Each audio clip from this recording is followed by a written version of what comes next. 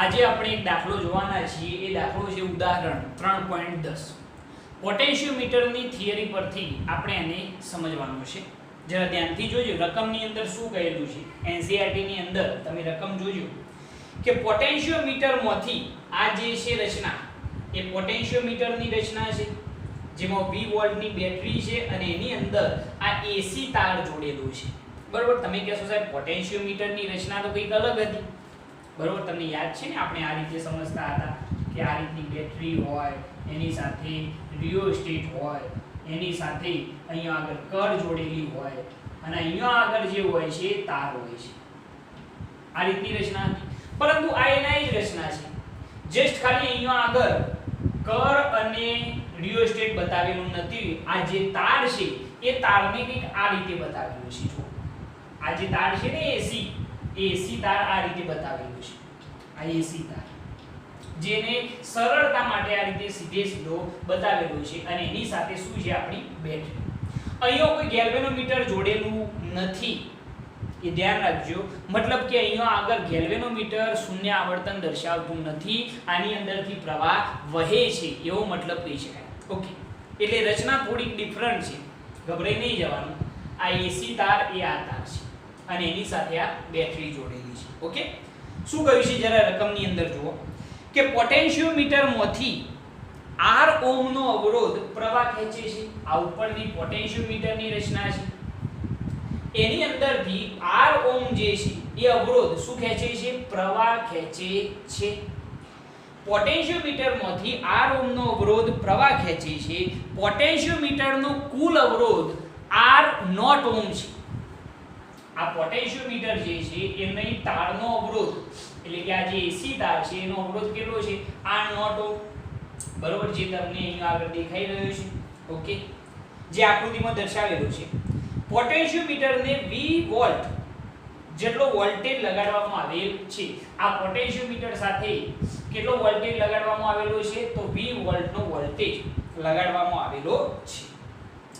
જ્યારે સરકતી જોકી કર એ પોટેન્શિયોમીટરના મધ્યમાં જોડાયેલ હોય તે સ્થિતિ માટે R ને સમાંતર વોલ્ટેજ માટેનું સૂત્ર મેળવો. આ જે જોકી છે એ જોકી તારના મધ્ય બિંદુ પાસે હોય એટલે કે B બિંદુ પાસે હોય તે સ્થિતિ માટે R ને સમાંતર વોલ્ટેજનું સૂત્ર મેળવો. ક્વેશ્ચન મેં અહીંયા લખેલું છે કે આ R ને સમાંતર વોલ્ટેજનું સૂત્ર આપણે મેળવવાનું છે. ઓકે. તો આપણે મેળવીએ.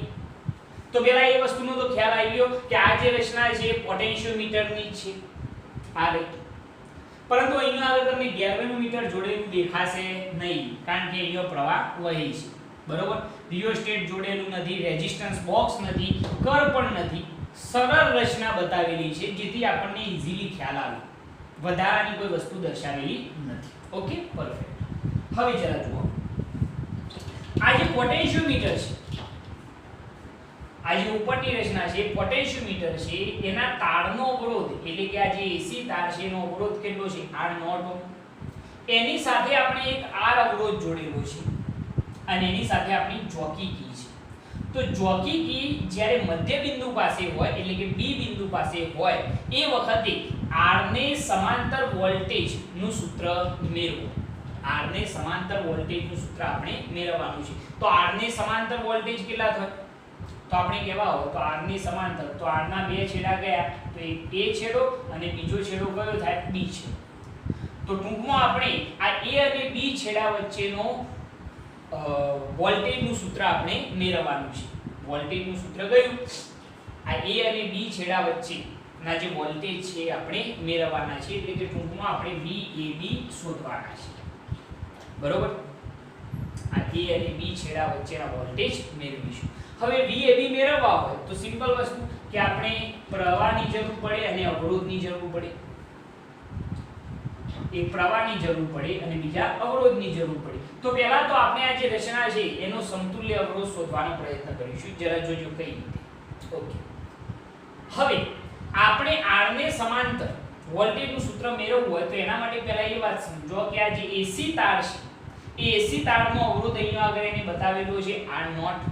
આખા તારનો અવરોધ છે. જો હું તમને એમ કહું કે જોકી કી જ્યારે મધ્ય બિંદુ B પાસે હોય તો એ વખતે A થી B તારનો અવરોધ કેવો હોય તો કેટલો થાય? તો તમે ઈઝીલી કહેશો કે સાહેબ આખા તારનો r0 છે તો AB તારનો શું થાય? r0/2. એ રીતે BC તારનો શું થાય? આ BC તારનો પણ અવરોધ કેવો હોય તો શું થાય? r0/2. આખા તારનો r0 તો AB તારનો કેટલો? r0/2 અને BC તારનો પણ કેટલો થાય? r0/2.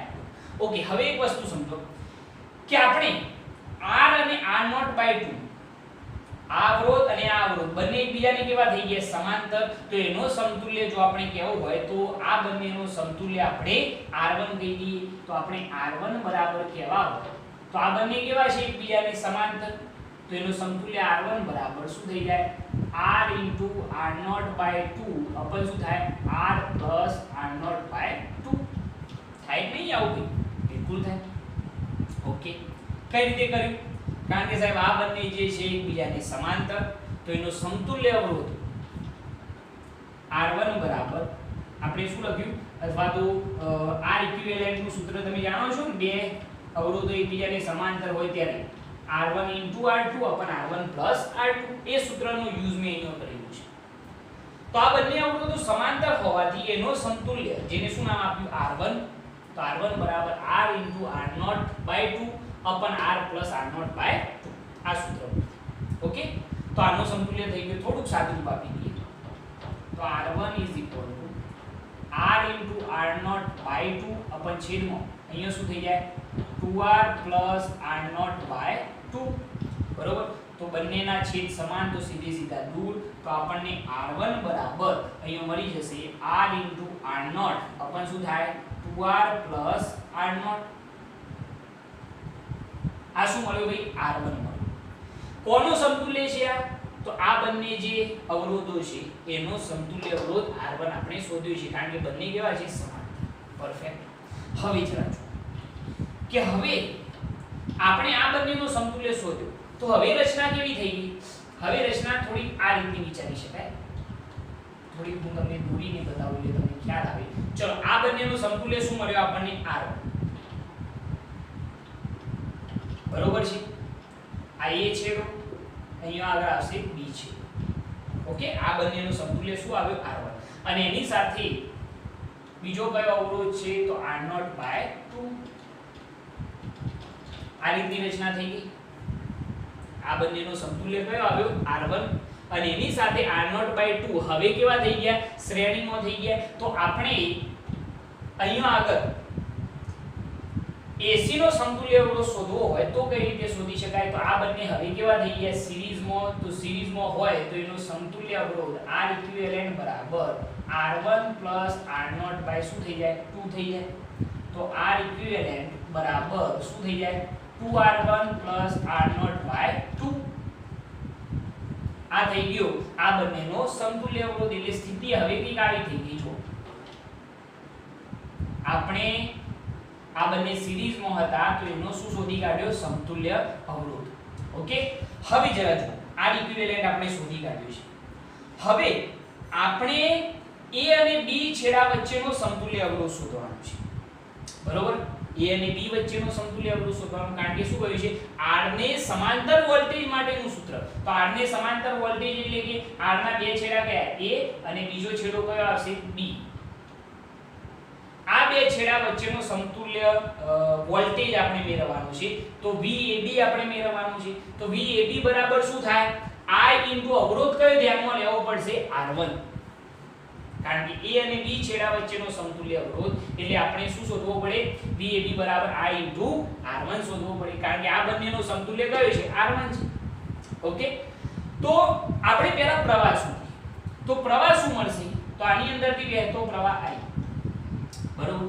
હવે આ બંને તો સિરીઝમાં હતા એટલે દરેકની અંદર પ્રવાહ સમાન હોય. તમે જાણો છો શ્રેણી જોડાણની અંદર દરેક અવરોધમાંથી વહેતો પ્રવાહ I સમાન હોય. તો અહીંયા જો આપણે પ્રવાહ શોધવો હોય તો I બરાબર V upon શું થાય? R equivalent. તો I બરાબર V upon R ઇક્વિવેલેન્ટ બરાબર શું લખીશું? 2R1 R0/2. છેદનો છેદ ક્યાં જવાનો? અંશમાં જવાનો. તો પ્રવાહ I બરાબર 2V upon 2R1 R0. Okay, આ પ્રવાહનું સૂત્ર આપણે મળી ગયું.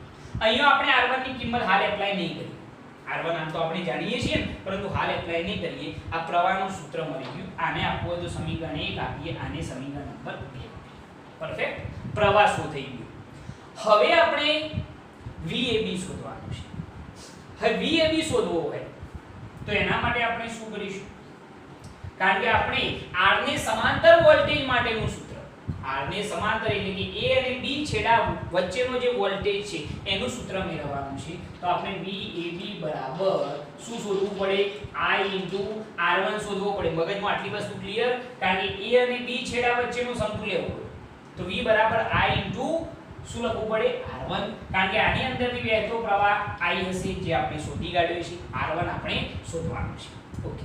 હવે જરા તો VAB બરાબર ચલો I બરાબર પ્રવાહ કેટલો? તો 2V અપન શું આવશે? 2R1 પ્લસ શું થઈ જાય? R0 બરોબર છે ઇન્ટુ R1 ની જગ્યાએ આપણે આ સૂત્ર એપ્લાય કરવું હોય તો કરી શકીએ છીએ, પરંતુ પછી કરીએ આપણે. જરા જુઓ ઇન્ટુ શું થઈ જાય? R1 I ની જગ્યાએ સૂત્ર એપ્લાય કરીએ તો હવે VAB બરાબર જરા જોજો 2V અપન 2 ઇન્ટુ ચલો હવે R1 ની કિંમત આપણે એપ્લાય કરીશું. અહીંયા આગળ R1 ની જગ્યાએ શું લખી શકાય? તો અહીંયા આગળ આપણે લખી શકીએ છીએ કે R ઇન્ટુ R0 અપન છેદમાં 2R પ્લસ શું લખવામાં આવશે? R0 બરોબર છે. R1 ની કિંમત થઈ ગઈ પ્લસ R0 ઇન્ટુ R1 ની જગ્યાએ ફરીથી એના સૂત્ર તો R ઇન્ટુ R0 અપન છેદમાં 2R પ્લસ શું આવશે? R0. ખાલી આપણે શું કર્યું? તો R1 ની કિંમત આપણે એપ્લાય કરી છે. ઓકે.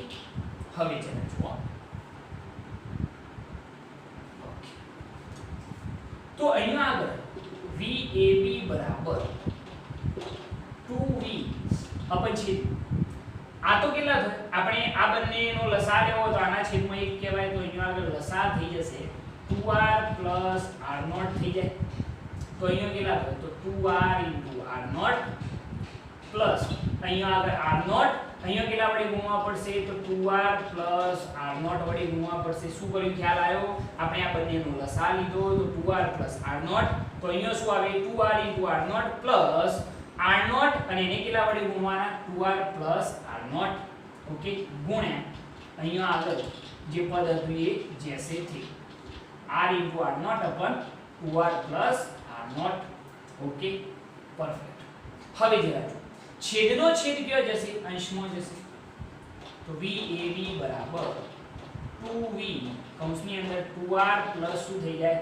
R0 અપન છેદમાં અહીંયા થઈ જશે 2R into R0 plus R0 ને અંદર ગુણીએ તો 2R into R0 2R into R0 plus R0 નો શું આવશે? સ્ક્વેર ગુણ્યા R ઇન્ટુ R0 અપન છેદમાં 2R પ્લસ શું થઈ જાય?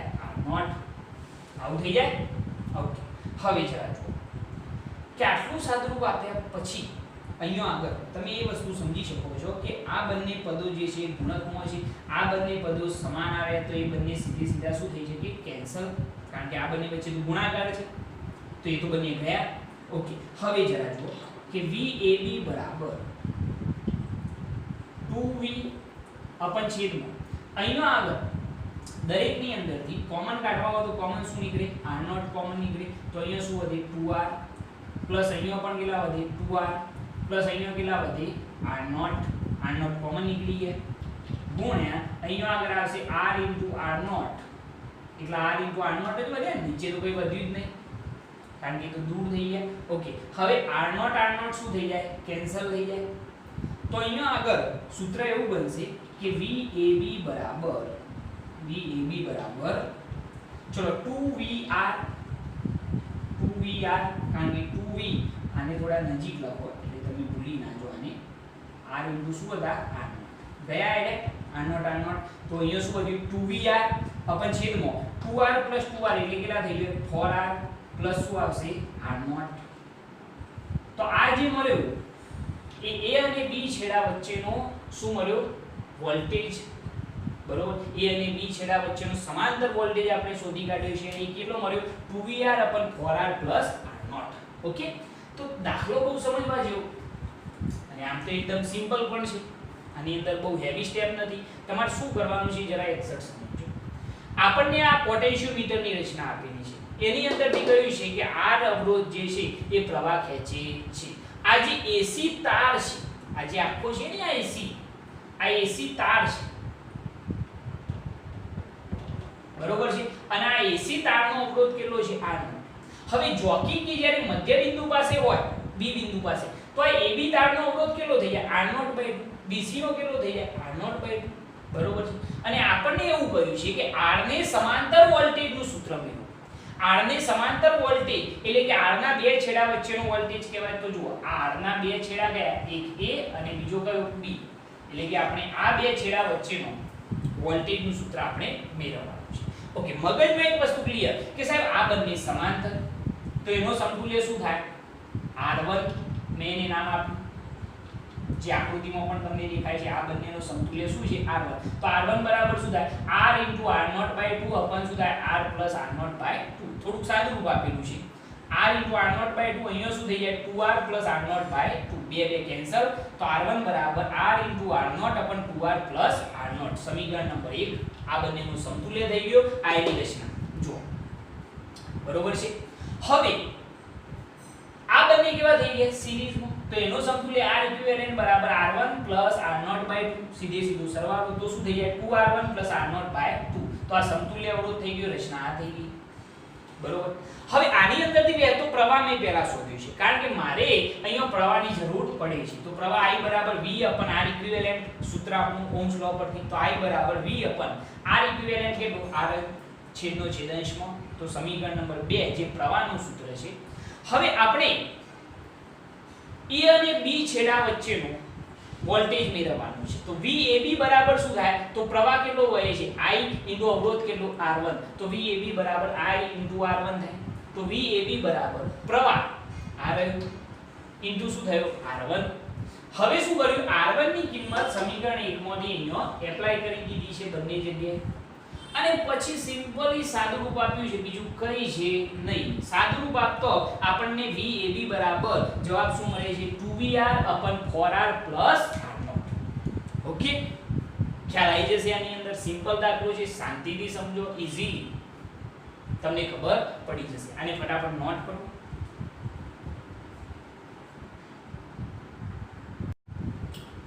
ઓકે, હવે બીજો દાખલો છે સ્વાધ્યાયનો 3.12. પોટેન્શિયોમીટર પરથી જ આ દાખલો ગણવાનો છે, જરા ધ્યાનથી જોજો. એક પોટેન્શિયોમીટરની રચનામાં 1.25 વોલ્ટની એક બેટરી તારના 35 સેન્ટીમીટર અંતરે તટસ્થ બિંદુ આપે છે. શું કહ્યું છે, પોટેન્શિયોમીટરની રચનામાં 1.25 વોલ્ટની એક બેટરી એ તારના 35 સેન્ટીમીટર અંતરે તટસ્થ બિંદુ આપે છે. એટલે કે જ્યારે બેટરીનું EMF 1.25 વોલ્ટ હોય એ વખતે તટસ્થ બિંદુ કેટલા અંતરે L1 બરાબર 35 સેન્ટીમીટર અંતરે મળે છે. હવે આ કોષને બદલીને બીજો કોષ લગાવતો, એક બીજો કોષ લગાવતો તટસ્થ બિંદુ ખસીને 63 સેન્ટીમીટર આગળ મળે છે. તો બીજા કોષનું EMF કેટલું થશે, તો આપણે બીજા કોષનું EMF શોધવાનું છે. અને L2 બરાબર આપણને આપેલા છે કે જ્યારે બીજો વિદ્યુત કોષ લગાડવામાં આવે તો તટસ્થ બિંદુ કેટલા અંતરે 63 સેન્ટીમીટર અંતરે મળે છે. તો આના માટે તમે કઈ સૂત્ર એપ્લાય કરશો, વિદ્યુત કોષોના EMF ની સરખામણી. તમે જાણો છો કે પોટેન્શિયોમીટર માટે E1/E2 L1/L2 જાણો છો કે નહીં? આ સૂત્ર આપણે સાબિત કરેલું છે. E1/E2 L1/L2. તમને E1 આપેલા છે, E2 શોધવાના છે, તો એને કરતા બનાવી દો, બીજું કઈ નહીં. તો E2 બરાબર શું થઈ જાય L2/L1 શું થઈ જશે E1. ખ્યાલ આવ્યો ને? આને કરતા બનાવ્યા તો E2 બરાબર L2/L1 શું થઈ જાય E1. તો E2 બરાબર, ચલો L2 કેટલા 63 સેન્ટીમીટર, L1 કેટલા 30 સેન્ટીમીટર અને E1 કેટલા 1.25 વોલ્ટ. ઓકે, સાદું રૂપ આપો તો તમને આનો જવાબ મળશે 2 પોઈન્ટ સમથિંગ ઉપર કંઈક મળશે 2.25 વોલ્ટ. તો બીજા કોષનું EMF 2.25 વોલ્ટ હશે. ઈઝીલી જસ્ટ ખાલી આ સૂત્ર યાદ હોય દાખલો સોલ્વ. બરોબર છે, આની અંદર બહુ મોટી વાત છે નહીં. ફટાફટ આને નોટ કરો.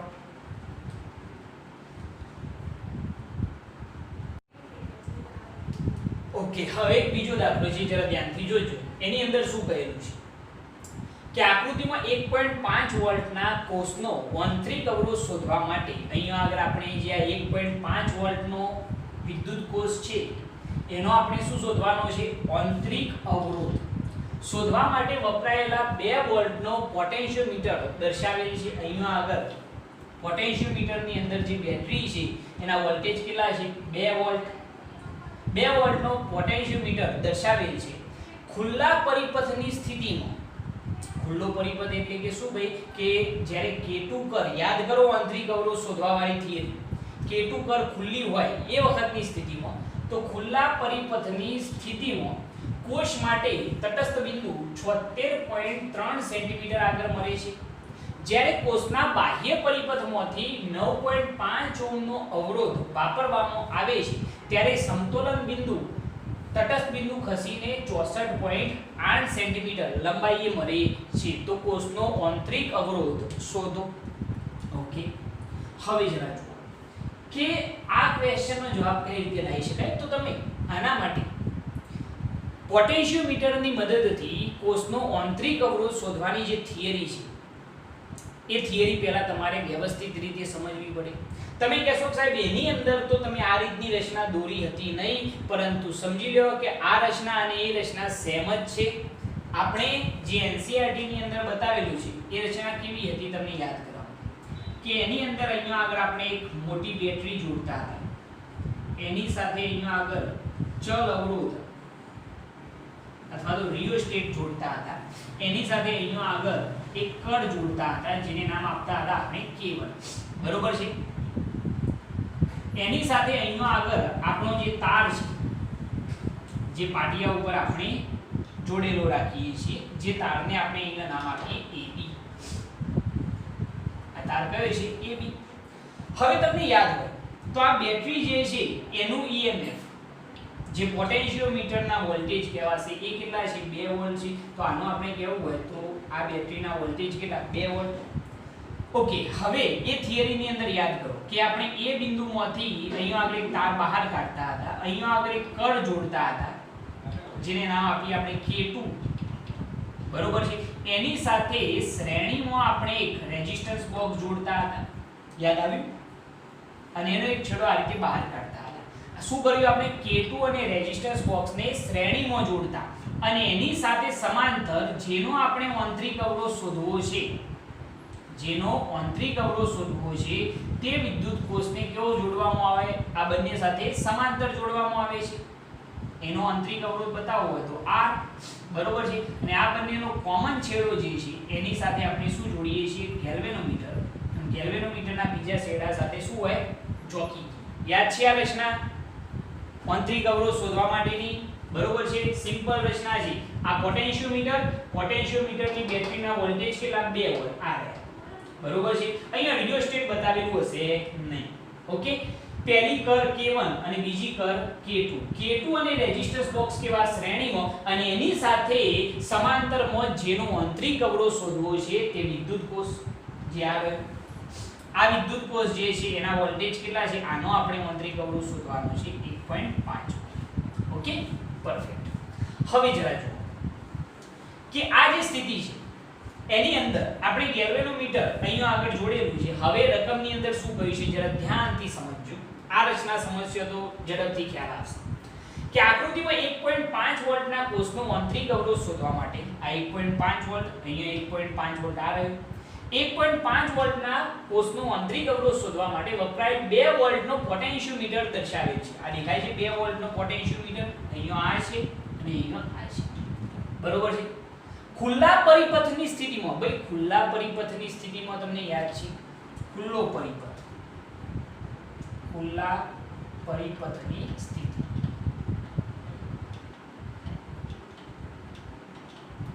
ખુલ્લા પરિપથની સ્થિતિમાં એટલે કે open circuit condition, open circuit હોય એ વખતની સ્થિતિમાં તટસ્થ બિંદુ કેટલા અંતરે મળે છે? 76.3 સેન્ટીમીટર આગળ મળે છે. યાદ કરો, ખુલ્લો પરિપથ એટલે કે આપણે K2 કેવા રાખવાના? ઓપન રાખવાના, K1 ક્લોઝ કરવાના. ખુલ્લો પરિપથ થયો આ, બરોબર છે. એ વખતે આપણે ગેલ્વેનોમીટરને જ્યારે અહીંયા આગળ ફેરવીએ છીએ તો એ વખતે સપોઝ આપણને અહીંયા આગળ તટસ્થ બિંદુ મળે છે. આમ ફેરવતા ફેરવતા અહીંયા આવી, અહીંયા આગળ ફેરવતા ફેરવતા સપોઝ અહીંયા આવી, તો અહીંયા આગળ તટસ્થ બિંદુ મળે છે n1 બિંદુ પાસે, બરોબર. એની જે લંબાઈ છે આ a n1, એની લંબાઈ આપણને આપેલી છે. પહેલી લંબાઈ l1 બરાબર કેટલી આપેલી છે? 76.3 સેન્ટીમીટર. ક્યારે? કે જ્યારે ઓપન સર્કિટ કન્ડિશન હોય ત્યારે. થિયરી યાદ કરજો, મજા આવશે, બરોબર છે. તો ઓપન સર્કિટ કન્ડિશન ની અંદર તટસ્થ બિંદુ કેટલા અંતરે? 76.3 સેન્ટીમીટર આગળ મળે છે. જ્યારે કોષના બાહ્ય પરિપથમાંથી 9.5 ઓહ્મનો અવરોધ વાપરવામાં આવે. હવે જરા જોજો, હવે K2 શું કરવાની? ક્લોઝ. K2 શું કરવાની? ક્લોઝ. એટલે કે ક્લોઝડ સર્કિટ કન્ડિશન થઈ ગઈ અને રેઝિસ્ટન્સ બોક્સમાંથી કાઢેલું જે આ અવરોધ છે એ અવરોધ R બરાબર કેટલો? 9.5 ઓહ્મ. અવરોધ કેટલો કાઢ્યો આપણે? 9.5 ઓહ્મ. તો એ વખતે તટસ્થ બિંદુ ખસીને કેટલા અંતરે મળે છે? 64.8 સેન્ટીમીટર. તો અહીંયા આપણે લખીએ કે બંધ પરિપથમાં, બરોબર છે, કાઢેલો અવરોધ રેઝિસ્ટન્સ બોક્સમાંથી કાઢેલો અવરોધ કેટલો? 9.5 ઓહ્મ. એ વખતે જે તટસ્થ બિંદુ મળે છે એ L2 બરાબર કેટલા અંતરે મળે છે? તો 64.8 સેન્ટીમીટર અંતરે મળે છે, બરોબર. એ વખતે જ્યારે આપણે 9.5 ઓહ્મનો અવરોધ કાઢ્યો અને એ વખતે જ્યારે જોકીને ફેરવતા ગયા તો જોકી કી જે છે એને તટસ્થ બિંદુ સપોઝ n2 બિંદુ પાસે આપ્યું. અહીંયા આગળ તમે જુઓ છો ને, બીજું તટસ્થ બિંદુ કયા બિંદુ પાસે આપ્યું? n2 બિંદુ પાસે. અને એ લંબાઈ L2 બરાબર કેટલી થઈ? 64.8 સેન્ટીમીટર. તો આની અંદર આટલી જ વસ્તુ યાદ રાખવાની, બીજું કંઈ નહીં. કે જ્યારે ખુલ્લો પરિપથ હોય એ વખતે આપણને કેટલા અંતરે? તો L1 બરાબર 76. આ L1 છે.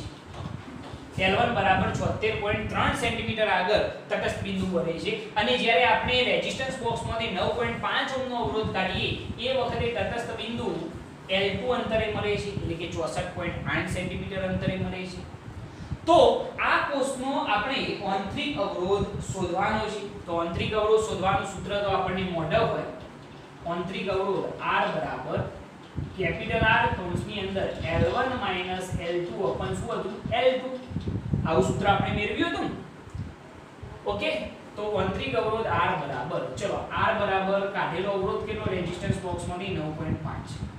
L1 બરાબર 76.3 માઈનસ L2 બરાબર 64.8 અપન L2 બરાબર 64.8.